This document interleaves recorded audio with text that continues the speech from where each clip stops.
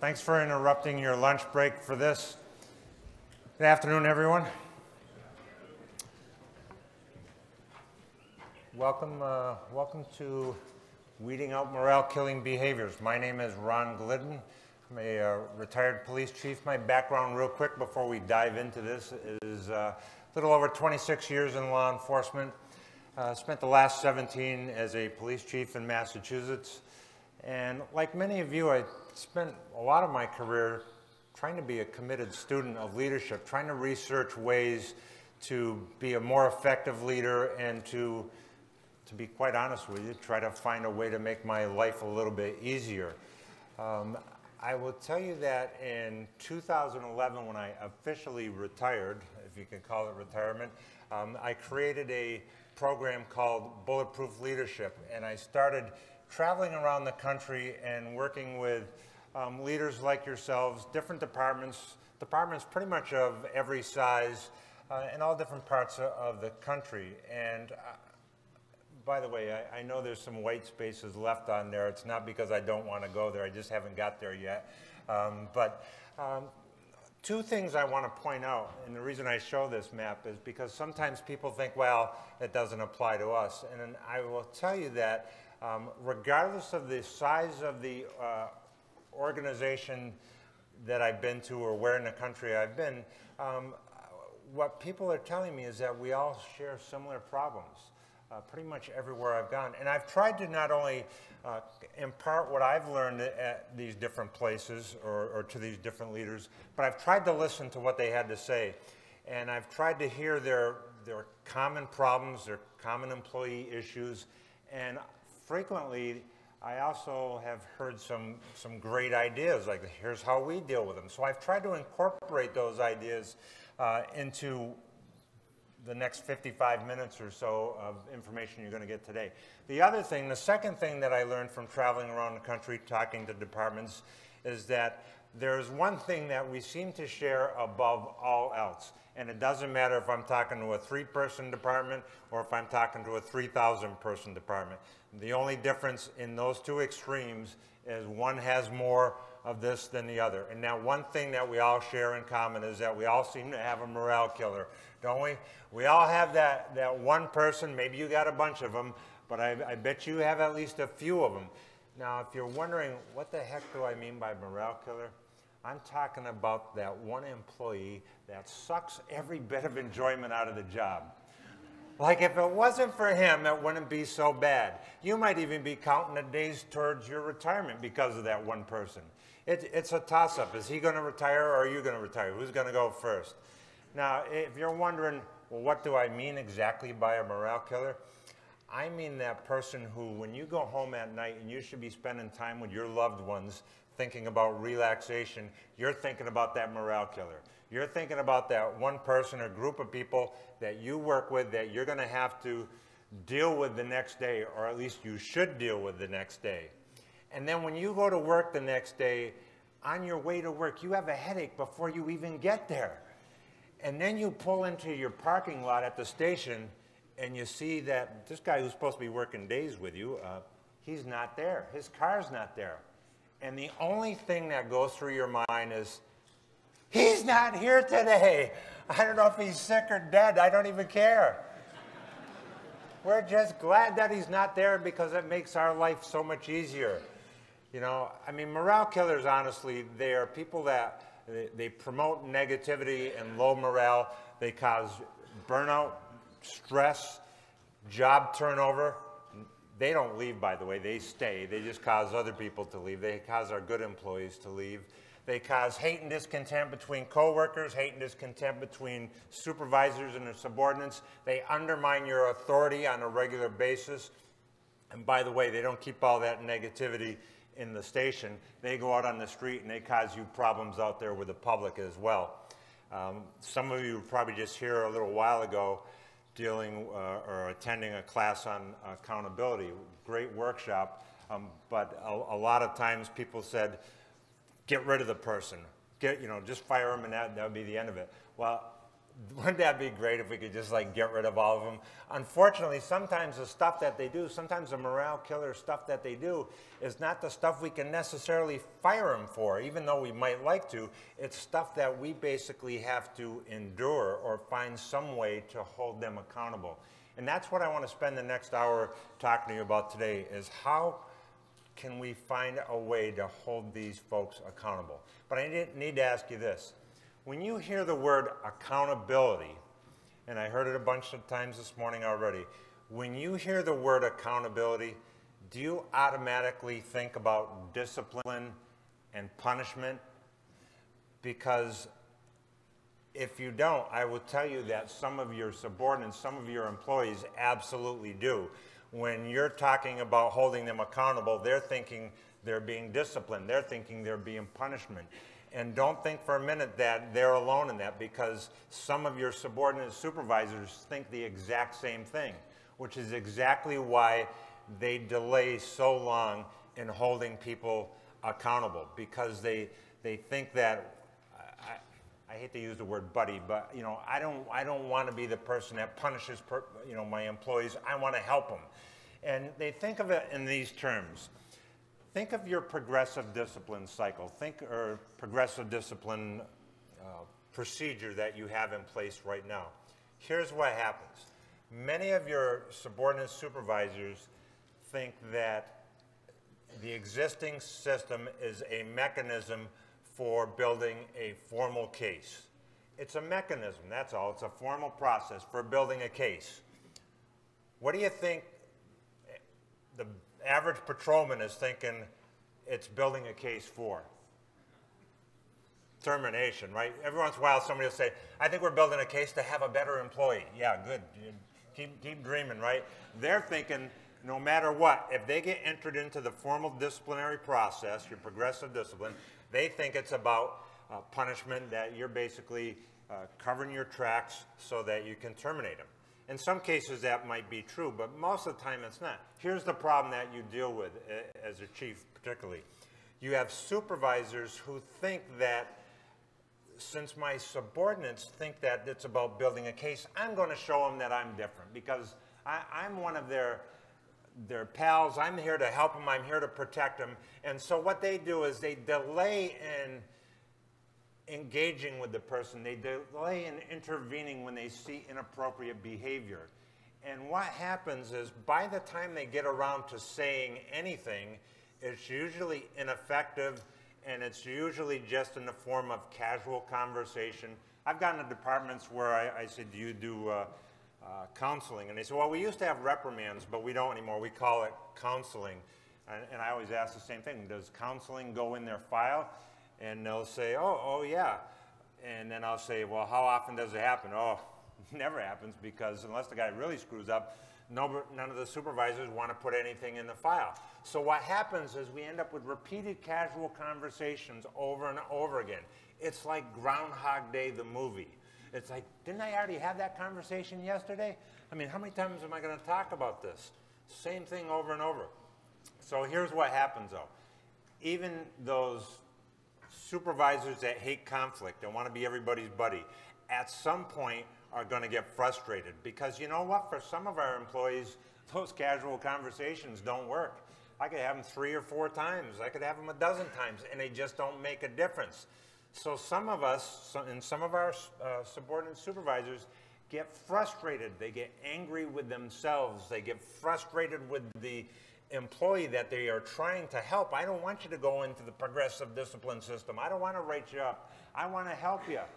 But at the end of the day, we get so darn mad that nobody is listening to us, or this individual isn't listening to us, that either we or our subordinate supervisors finally end up putting the guy in the system out of frustration. And then everybody sits back and says, see, told you, it was all about getting written up and getting screwed over. That's what this whole thing is about. The problem is we wait too long to do anything, and then when we finally get around to doing something, it's usually because a bunch of stuff has already happened and it feels like we're punishing people. You know what? Accountability is not supposed to be about discipline and it's not even supposed to be about punishment. As I said, I was in the workshop earlier this morning, and they were talking about disciplining people. There is a time and a place for discipline. Certainly there are circumstances that occur that people need to be fired for or get long suspensions for. But I always ask folks this. Let me ask you, if you've ever known an employee that's been out for 2 weeks or 30 days on suspension, do you think that person is sitting home saying to himself, thank you so much for this opportunity to reflect on all my mistakes. I can't wait to return back to work and be a good employee with a positive attitude. I don't think they're thinking that. I think oftentimes they come back and they're bitter and they're angry and they feel like they've been punished. You know, maybe rightfully so, but if we take a look at least some of those incidences, they are cases where if somebody intervened very early and often, it would have never got to that. You know, take something as easy as being late for work. Occasionally people will tell me, oh yeah, we got this one guy, chronic tardiness problem, late all the time. I'm like, all the time? How often do you let it go on before you say something? Oh, we've said stuff. You just don't get it. I mean, how often do we let this go on? It's not supposed to be repetitive over and over again. Accountability is not about discipline or punishment. It's really about future performance. It's if you see a behavior that you don't like or you see somebody making a mistake, we intervene early enough so that we get the behavior to change. You know, if you think about it, performance evaluations, as a matter of fact, are not supposed to be punishment, you know, and they are not supposed to be. I had somebody come to me just recently and say, yeah, we have performance evaluations, but they don't really count for anything. I said, what do you mean they don't count for anything? He goes, well, we don't get any extra money for them. I'm like, it's not the purpose of performance evaluations. I suppose it's nice as you do, but the purpose is for me to provide you some input into how you're doing, and if I don't really like how you're doing, here's how I would like you to do in the future. You know, and the reality is I can do that in a lot of ways in addition to performance evaluation. But the other reality is for some departments that don't have performance evaluations, they never give any input at all to their folks. Again, I don't want to punish people for what they did in the past. I don't want them to feel punished, at least. I want them to change their performance when I recognize that it needs to be changed. You know, it kind of reminds me of leading an orchestra. Like you are the conductor of your department, and you have a bunch of different individuals, and just like in an orchestra, they may all have different talents. They may have different abilities. They may have different personalities. They may not even like each other. Who knows?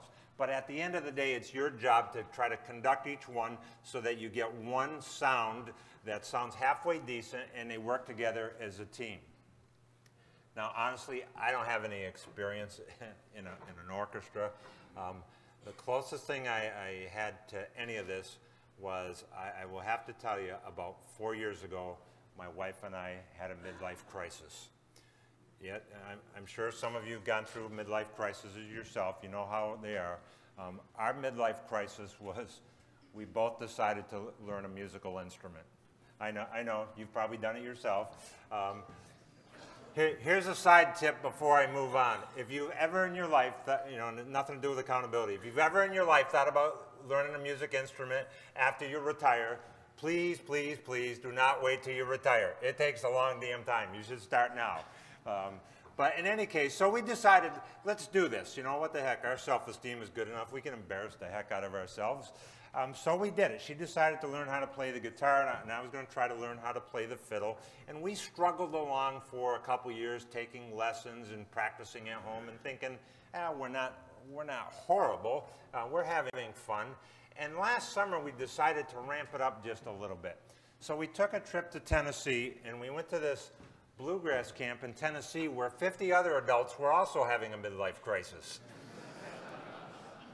And it was kind of fun at first until the second day at camp, they said, oh, we got a surprise for you.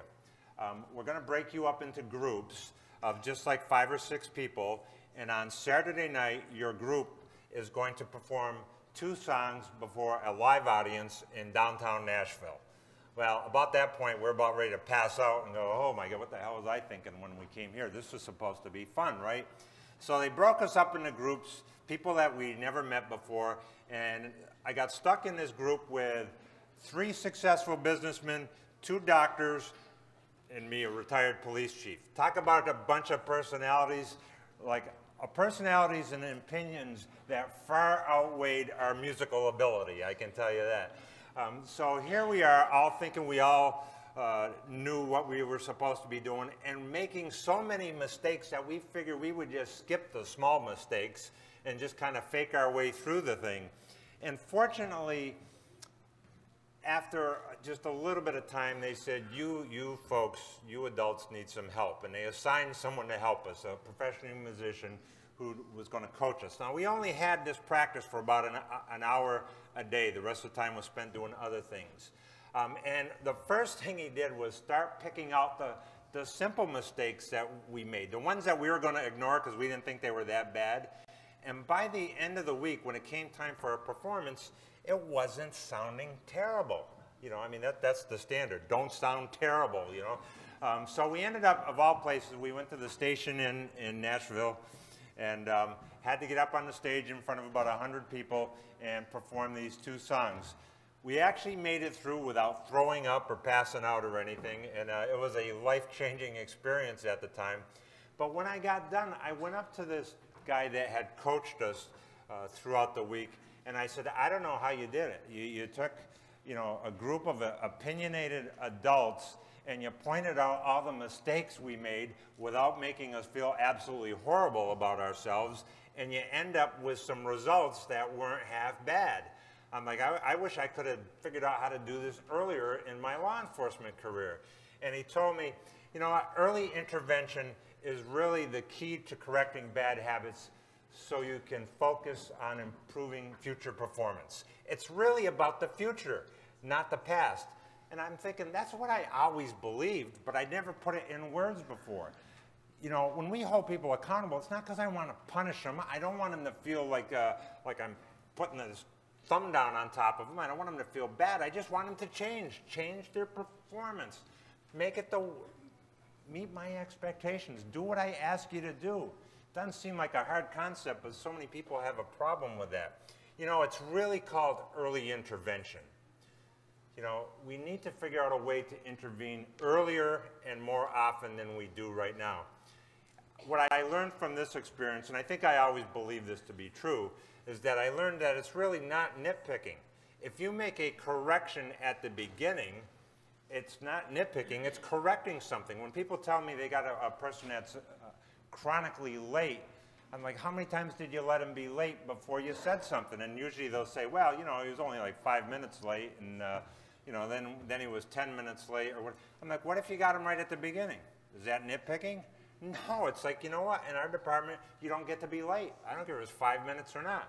Doesn't mean I'm writing you up for it, I'm just correcting you on it. I'm intervening early so that you know that my expectations are that I expect you to be here on time. The idea is to try to find a way to do this where it doesn't come across as demeaning. I don't want to put anyone down. I don't want them to feel bad. I just want them to know what my expectations are.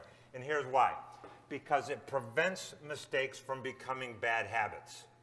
I don't want anything to be chronic if it's an unacceptable behavior. I want to correct the behavior. And not only that, I want to prevent that bad habit from becoming permanent. You know, another thing I learned from professional musicians is that practice doesn't make perfect. Practice makes permanent. If you allow a bad behavior or an inappropriate behavior to continue without saying anything, without holding somebody accountable, that behavior will become permanent. It will become chronic. It will be like a weed that's growing that you have a hell of a time trying to get rid of. You know what, and for the supervisors that I meet that tell me, oh, you know, I want to be their buddy, I don't want to nickel dime them on this little stuff, and I'll ask them, so how are you handling it now? And they'll say, well, we have the casual conversations until they keep screwing up, and then we write them up. I'm like, if we intervene earlier and try to stop the bad behavior, we could skip the whole progressive discipline thing entirely. My job is not to write you up or not to put something in your file, it's to correct your behavior. That's what I want to do. I want to change what you were doing to meet my expectations, meet the department's expectations. You know, retired General Colin Powell said it best in a book that he wrote, that the book is titled, It Worked for Me, and he said, never walk past a mistake. Never walk past a mistake. That means it's not nitpicking because you have a standard or you have an expectation, and it doesn't have to be a rule, as they talked about in the workshop before this one. They said, you know, it doesn't have to be a rule. It's your expectation. It's your value. And you hold somebody accountable to that. Now, here's something I never thought about before I read this book that Powell wrote. He said that in addition to getting people to meet your expectations, keep in mind that you are also training future leaders. You are training people that right now may have no supervisory role whatsoever, but are someday are going to be in a position, come into a conference like this because they're in charge, or they're at least going to be a frontline supervisor. And do you want them to meet expectations and hold other people accountable? Or do you want to set the example that, yeah, some of the small stuff doesn't really matter, it's kind of pick and choose? We should hold people accountable not only for our expectations, but because we are training the future. It's kind of like weeding out weeds out of your garden. If you were trying to grow flowers or vegetables or something in your garden, you know that weeds can choke out and kill that thing you're trying to grow. The closest analogy I can think of that is, imagine your new employee. Just got out of the academy, maybe just finished a field training officer program. You're about ready to put him to work, but first, if you're like me, maybe you called him in the office and had a little chat with him. You gave him your vision statement or your value statement or whatever is important to you. You told him what you wanted, and he's ready to go. And he goes to the midnight shift with that morale killer that's working on the shift. That guy that's got 30 years on the job. That guy that the first time that new officer pulls the car over and doesn't stop and does what he's supposed to do, that guy pulls him aside and goes, what the hell are you doing? We don't do that on this shift. And I don't forget what the chief just told you. We don't do that. It's like a weed trying to choke people out, trying to choke out their good behaviors. I want the good behaviors to come through. Here's the thing. I ran into a training officer one time in one of my presentations that said, well, you know, I disagree with what you're saying. You're talking about weeding out people. You're talking about getting rid of people. I don't want to get rid of people. I will tell you quite honestly, as an administrator, I would like them to stay because I know it costs money to get rid of people. You know, I would just like them to do what I want them to do, right? I mean, I'm not about firing people.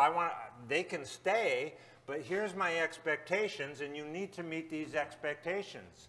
And at the end of the day, if I clearly stated my expectations and I told you that you weren't meeting them, and we had several more discussions and I was very crystal clear about it, at the end of the day, if you make a conscious decision not to abide by my expectations, then you have made a conscious decision to go work elsewhere. And although, you know, I'm not about firing people, can we agree that there are some people in our profession that should have chosen a different line of work? They should go elsewhere. I don't know where that is. You know, hopefully nowhere where I have to go eat supper or anything else. You know, I don't want them to work anywhere where it requires a competency. But they need to go somewhere else. So when I'm talking about this accountability thing with chiefs or with even frontline supervisors, they said, all right, so I grasp the concept, but where would I start? Because we're not doing this right now. Where would I possibly start? My thought is the easiest place to start is, how about if we started with what's right in front of us? You know, it's great if we can have value statements and all kinds of department-wide you know, explanations about this, but what if we just started with the easy stuff first? What if we started with stopping the inappropriate, unprofessional, morale-killing behavior that you actually observe, the stuff that's right in front of you? Imagine this. Imagine if you could get all of your frontline supervisors, all your sergeants, to just take care of the stuff like is right on their shift, the stuff that they observe that's inappropriate. I'm not talking about the stuff you get fired for either. I'm just talking about the inappropriate behavior that is causing you a headache. I'm talking about the daily stuff that goes on where people really aren't doing the job you expect them to do. And I try to tell supervisors this, you know, stop worrying about what goes on somebody else's shift. You know, well, over on the evening shift, they don't do this. Forget about that. Take care of your own stuff first. The stuff that's right in front of you, the stuff that is so easy to address if you just have the courage to do it. It's called feedback. It's what we are supposed to be doing on a continual basis. Feedback isn't a once-a-year thing with performance evaluations. Feedback is supposed to be continuous. It's the lifeblood of our organizations. It's what we are all supposed to be doing. You know, feedback is about accountability and recognition. Not just the good stuff, not just the bad stuff.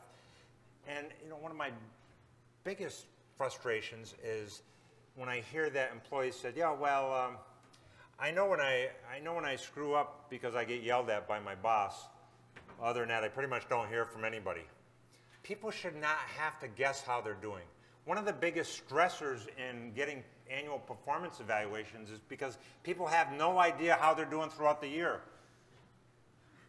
That 12-month period comes, sit down for performance evaluation, and here's the sad part. It's human nature to think you're doing better than you're actually doing. So if you are actually honest with them, or your supervisors are honest with them, and really told them how they were doing, they're going to be, I can't believe it. I can't believe you treated me this way. Don't you realize I'm the hardest working person here? You know, if you've ever had anyone say that to you, I had a guy's wife say that to me once. I was in a supermarket, and he goes, she was telling me about how her husband, who was a patrolman, was the hardest worker on my department, and we couldn't get by without him. I said, did you get remarried? Because the guy that I know is not that guy, but the bottom line is they shouldn't have to guess how they're doing. Don't be afraid to give clear expectations. Now, here's something I struggle with for my whole career, because every time, you know, for the past 10, 15, 20 years that somebody said the word expectations, I thought they meant statistics. Like, look on your computer, and this guy made X amount of arrests or X amount of citations. And we always thought that expectations meant quotas. And ooh, that sounds like an evil word. We can't do that. So a lot of departments kind of just ignored the expectations. What I realized is maybe we were kind of measuring the wrong things, or at least counting the wrong things. Maybe we weren't, when we were thinking of the word expectations, we should have been thinking of some other things, like how we want people to act throughout the day. And again, I refer back to Chief Flynn mentioned this morning. They were talking about how we should probably get away from these a rule-based society where everything is a policy, because you know you have employees that come up to you when you go, hey, don't do that, and they go, where does it say that in policy? And then you look at it and go, damn, it doesn't say that in policy, but it will tomorrow, because I'll write a new one, right? I'll just put your name on it because we kind of wrote it for you. You know, we've all been there. How about if we actually had some clear expectations? You know what, in my travels around the country, I've had more than a few supervisors actually hand me a list of expectations, not that their chief gave them, but that they came up with themselves for their shift. This is what I expect of people to, how I would like them to act on the shift. I was actually amazed. I'm like, I don't know why I didn't think of this myself, but you know, I'll give credit where credit is due. Sergeants, lieutenants, captains, all coming up with expectation lists. That I morphed a couple of these together, and I want to make it available to you. It is not in your handout, but it is available, and I'll tell you how in a second. But here's what it looks like, and I know you probably can't read this whole thing, but the top part, it's a 2-page document, and the first part is, here's what you can expect from me. And it talks about things like, for example, it talks about, I'm going to meet with you on a regular basis. I don't want you to think I'm meeting with you just because I'm picking on you. I'm going to meet with you because I want to let you know how you're doing. And I'm going to do that on a regular basis. And I'm telling you that right up front. And I'm going to tell you that right up front that I'm not going to allow gossip or any of that kind of stuff. And I want frequent communications.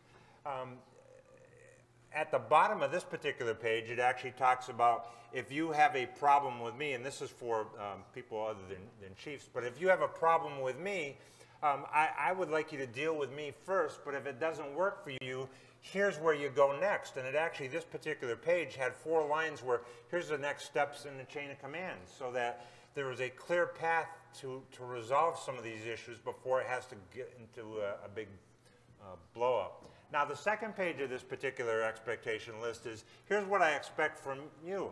And it talks about things like, you know, I want you to treat each other a certain way. You know, there's none of that talking in a derogatory way about each other at work, or the gossip or any of that kind of stuff. If there's any problems that you have at work, something going on in your life, on duty or off duty, and it affects your work, I want to know about it. I expect you to tell me about that. And the part I love about this, the last paragraph, and I know you can't read it from the back of the room, but the last paragraph talks about the fact that I expect you to follow these expectations, all of my expectations, whether they're written or whether they're verbal. I didn't even put them in writing, I just gave them to you. Regardless of if any other supervisor on any other shift tells you anything or even mentions the word expectation. Now, I said I'd make this available to you, and it doesn't do any good to give you a hard copy. I do have it in a 2-page Microsoft Word document. If you have my contact info on your handout, just shoot me an email. I expect to get lots of them. But just all you have to say is, please send me the expectation list, and I'll just send you that 2-page document. Edit it, put your name on it, throw it away, do whatever you want with it, but it's a living document that you might find some value for. So we put out these expectations, whether they be verbal or whether they be written, and then we give some feedback. How is the person, how are they doing? We need to focus on behaviors, not attitudes. You know, one of the things that bugs the living daylights out of all of us is negative attitudes. But here's the problem. There is a difference between an attitude and a behavior. An attitude is a feeling a person has about someone or something. There's lots of reasons for attitudes, and I can't fix all of them because some of them don't have anything to do with work. You could have attitude issues because you have family stuff, personal stuff going on. Maybe you didn't get promoted 10 years ago by the previous chief. I can't fix any of that. So I may not have a whole lot of influence on a person's attitude. Behavior, on the other hand, is an observable act. Behavior is something that I see, and if I can actually see it, I can change it. Or I can at least require compliance with my expectations. Now, hopefully I don't, with this next picture, don't offend anybody, because if this is your department, notice that I cut off the seal on the door. But I know you never saw anything like this, but occasionally people do stuff they're not supposed to do. And some people might get fired, but it would be nice if you just wake the guy up, like, hey, you're not supposed to do that. But, you know, let me ask you, is that an attitude or a behavior? It's a behavior, of course. You know, and people say, well, it could be both. Well, it could be. But what if I look at this guy and I'm like, what the heck? This is my hardest working guy. This is my guy with the best attitude. And I go to wake him up and he says, oh, Chief, I'm so sorry. I had to work a double because nobody would take that other shift, and the baby kept us up the night before, and you know, I'm not saying you're getting fired necessarily for it, but it's unacceptable. So however I deal with it is how I deal with it, but you don't get to sleep, I'm sorry. So, you know what, I can probably build some trust in a couple ways. I can say, you know, it's not safe for you to be out here like this. You know, if I'm a patrol sergeant, maybe you can ride with me, maybe you can go back to the station, maybe you should go home sick for the day. And at the same time, I'm going to have a conversation about, hey, remember that expectation I said if anything goes on in your life that affects your job, I want to know about it because I care about your well-being. You know, if you're that tired you can't really do your job, let me know about it. There's officers that have been killed by crashing or getting into accidents because they were overtired. I don't want that to happen. So it's a behavior that I observe and I correct the behavior. Really, his attitude might have to do with what the consequences will be afterwards. But it doesn't mean that, you know, if you have a good attitude, you can do this. There's a lot of things where you might engage in a behavior. You could be like a stellar employee. I just had somebody ask me the other day. They got a really top-performing employee, but the guy's late all the time. So they've been ignoring the fact that he's late because they didn't want to, like, screw up the other stuff. I'm like, no, if on the first day he was late, you said something, he wouldn't have thought it was a big deal. The earlier we intervene, the less it feels like punishment to those folks because it hasn't become a habit. Be specific. You know, I can't tell them, you know what, you're late all the time. Well, probably not. Last Tuesday I was on time. You know, maybe most days I'm late, but you know, if I want to change behavior, I got to be specific. Offer solutions, not just criticism. And you know, one of my big pet peeves is make it face-to-face. You know, email is a wonderful thing, and it's great for sharing information. It's great even for the occasional attaboy. But if I want to really critique somebody's behavior or point out a mistake, I need to do it face-to-face. You know, sending an email to the entire department about people being late because you got one guy who's late is probably not all that helpful, because everybody else that gets one that shows up on time is like, what the hell are you sending me this for? I'm on time every day. Why don't you just go talk to him? Not only that, I tell you, I've met a lot of sergeants and lieutenants, you know, the folks that are your subordinate supervisors in some cases, that get what I call email courage. They say stuff in emails that they would never say to a person sitting right across from them. They yell at people in emails, and then they wonder why the behavior doesn't change. I had somebody send me a sample of one of those emails where the guy is like swearing at the subordinate and on the email, like yelling by email. And at the end of it, it said, "I demand answers." And I'm looking at it, and I'm like, I don't even see any questions. I said, "Did you give him an answer?" And this patrolman says, "No, you don't answer those things." I said, "Well, what'd you do with it?" He says, "You take that and you go and show all your friends. Look at the jerk that I work for." And they compare notes. And they're like, "Oh, I got one 2 weeks ago." You know, that's not how we get behavior to change. And finally, we have to use a little empathy. You know, it always feels critical if you're on the receiving end. And that's okay. Empathy is not sympathy. I don't feel sorry for them because I corrected them, but I do understand sometimes there are job security concerns they have. Sometimes people just don't like to be told they're wrong. So it's okay to empathize with them and understand it's not always easy.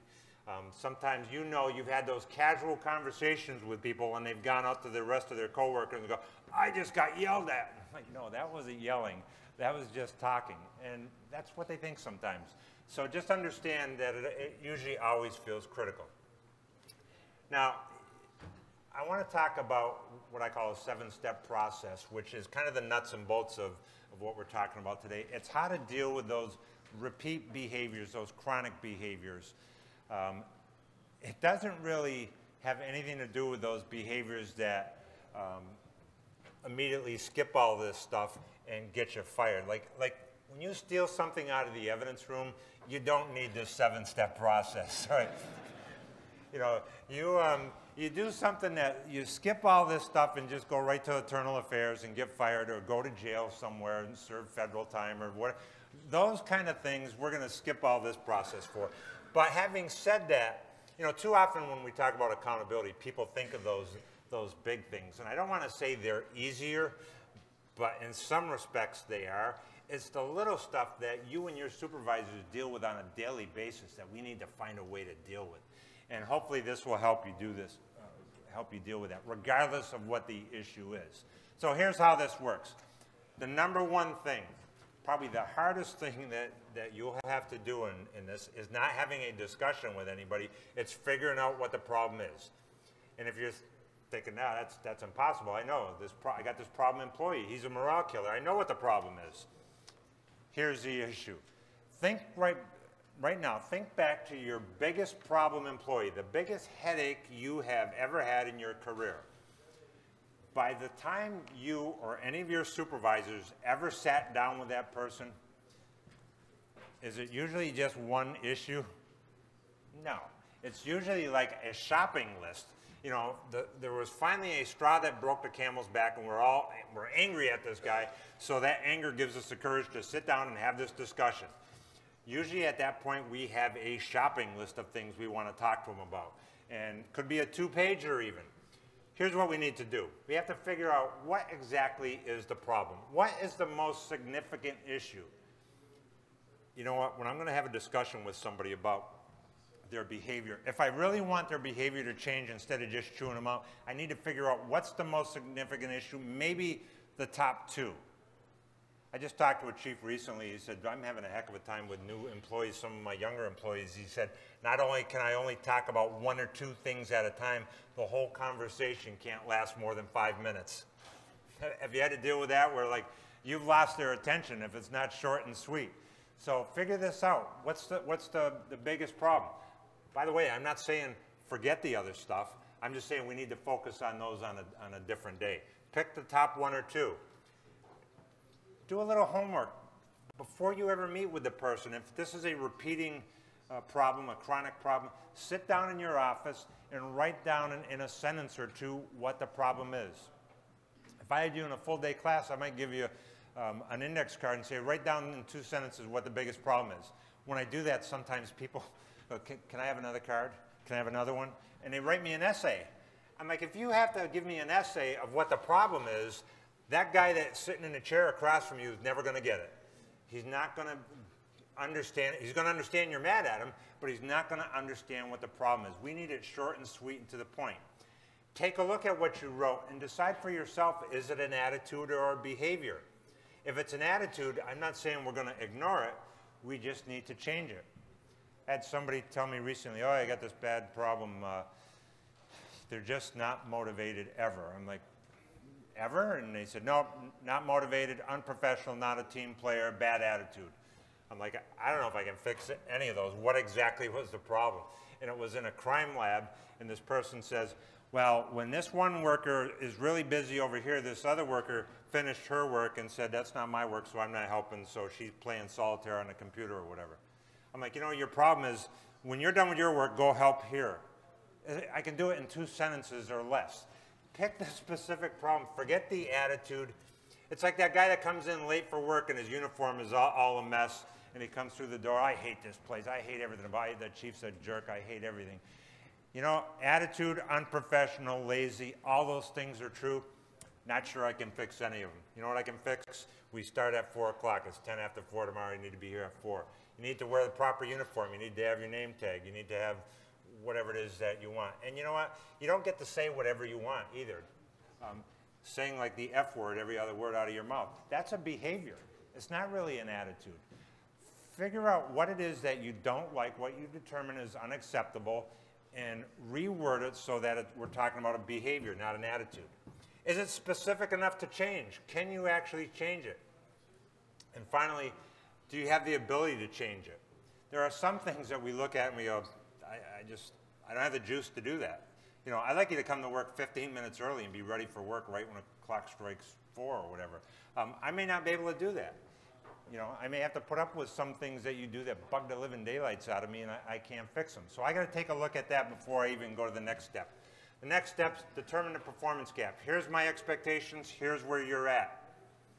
Number 3, what's the impact? And I always ask my classes this. If you have a person who's chronically late, and people always go, oh yeah, tardiness, that's a minor thing. Go ask your employees if they got one person that's chronically late, if it bothers them. They'll tell you, hell yeah.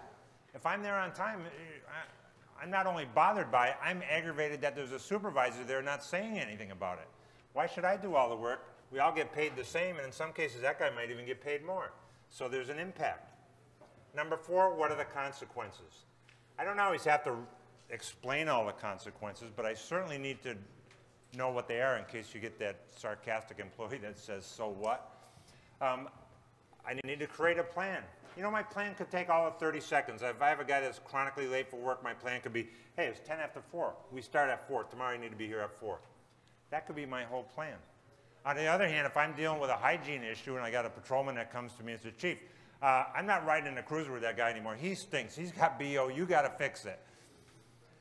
I'm probably going to put a little more effort into that plan. I'm probably going to be, let me go talk to HR or town council or somebody. Let me go get some advice on this, because here's a secret.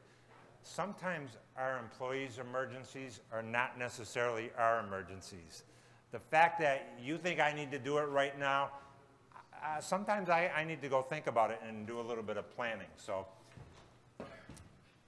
number 6 seems like it would be the hardest, but if you do a little pre-planning, the performance discussion is actually the easiest part.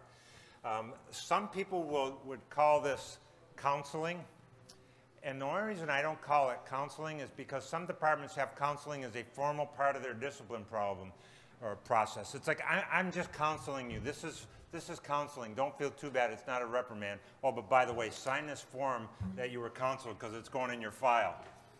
I tell you, that person feels like he was reprimanded whether you counseled them or not. So we're not talking about discipline that goes in their file, but we are talking a step above you and the employee having a BS session out in the hallway where you go, hey, you know, boy, you really got to start working harder. That's not going to fix anything.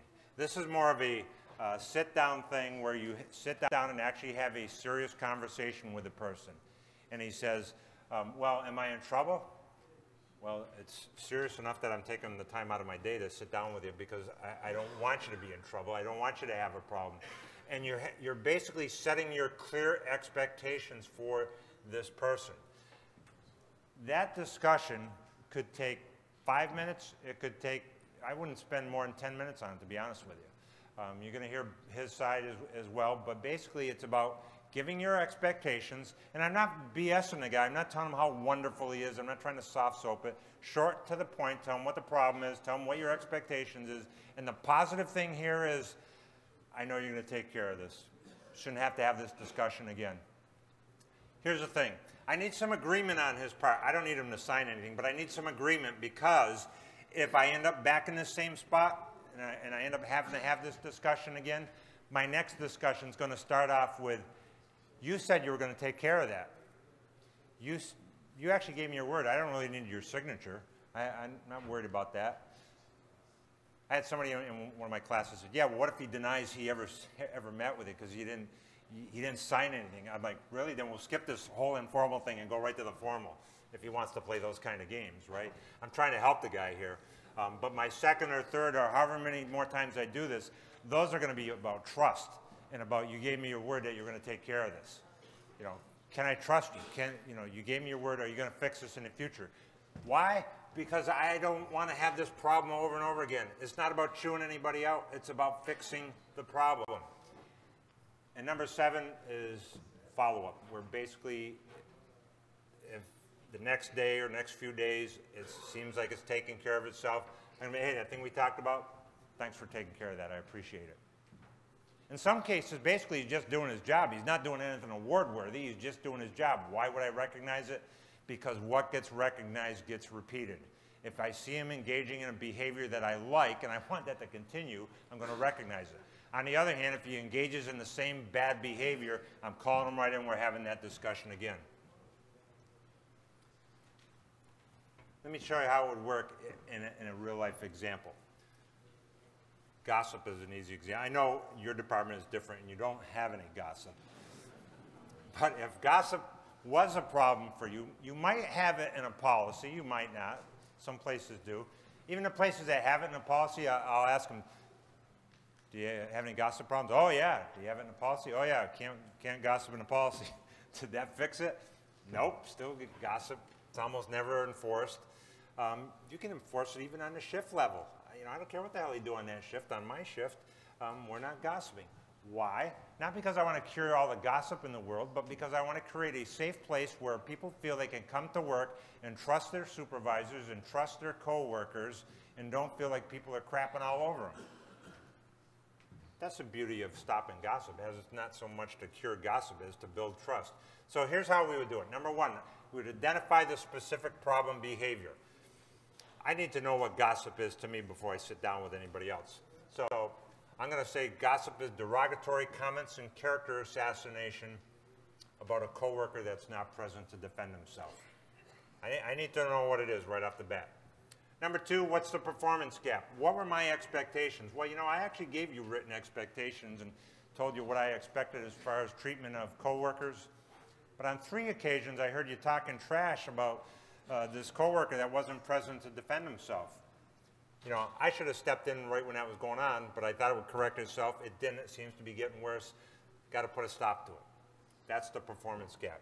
Number 3, what's the impact? You know what? As a result of that gossip, we got morale problems. People are stabbing each other in the back. I'm not getting any work done because they're all talking about each other all the time. Nobody wants to work together. It's causing me all kinds of headaches as a supervisor. Number 4, what's the consequences?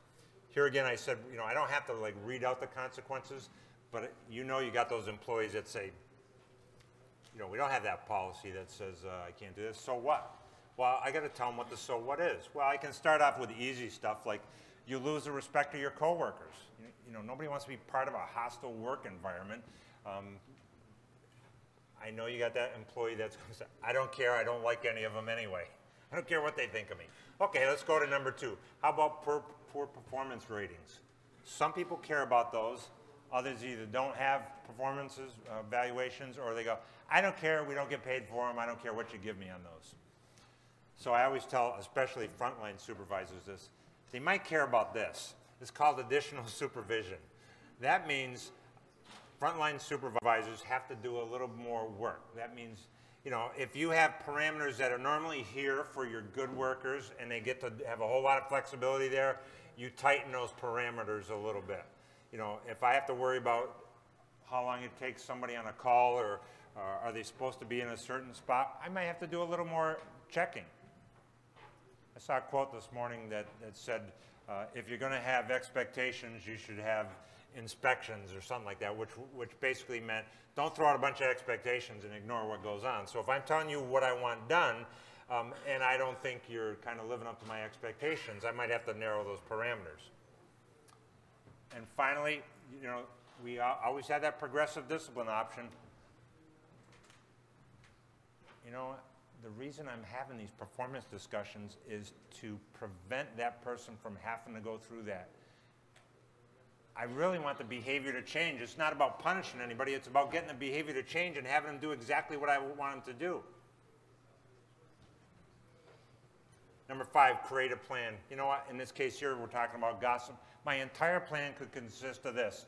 Some assertive communication that says, I overheard what you said, it was inappropriate, and gossip will not be tolerated. That's it. That could be the whole plan. Not a big deal. But you know what? In my pre-planning, I'm going to do this. I'm going to do a little bit of preparation in case I got that guy that pushes my buttons. I'm going to think, geez, that particular employee, every time I say something, he comes back with some sarcastic comment. I'm going to do a little pre-planning there.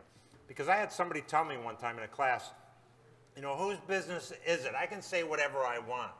It's a free country. And I said, actually, no, you get to say whatever you want at home, but when you're at work, what you say in the workplace is the business of the business. In other words, you don't get to say whatever you want to coworkers or the public for that matter. I can absolutely tell you not to say certain things. You don't get to engage in discriminatory language, threats, or a bunch of other behaviors. Number 6, have that performance discussion. Again, if you do some pre-planning, it's probably the easiest part of this. And number 7, in this case here, is follow-up. Now, the follow-up will look like this. If I don't see any gossip, and it used to be a daily thing and now it's not, I'm probably going to say, hey, thanks for taking care of that. Do I think gossip got cured? No. They could be out in the hallway talking about me. I'm trying to create a work environment that kind of builds a culture where people can treat each other with dignity and respect. That's it. On the other hand, if I hear this gossip, again, we're sitting right back down. And I'm going to make a decision. Do I want to keep having these performance discussions, or do we ramp it up to the next step? It's a pretty simple process, and it'll work for the majority of your repeating behaviors, your chronic behaviors that you're dealing with. But let me ask you this. If you were to use this strategy, and for that matter, all the other things that you're going to pick up over this conference, would you still have some morale killers out there? Absolutely. And I need to let you know that, because sometimes we feel bad, like, oh, gee, it must be a bad chief because I didn't fix that. You know, sometimes it's us. Sometimes we can change a little bit. But honestly, sometimes it's them. You know, sometimes, you know, psychologists, psychiatrists, they're not fixing them. How the hell are we supposed to fix them, you know? Let me just close with this final thought. You know, bottom line is, don't complain about the weeds that you allow to grow. Too often I hear supervisors all the time complaining about behaviors they don't like, but then if you ask them about it, they're like, yeah, well, you know, I don't want to be like the bad guy and do anything about it. You know, when it comes to dealing with these kind of folks, these morale killers, you can't fix everyone, but you can absolutely make a difference in the lives of the majority of your employees. And what more could anybody ask for in a career? Hey, it's been my pleasure and honor to spend an hour with you today. Thanks so much for all you do and for keeping all of us safe. Please stay safe yourself out there.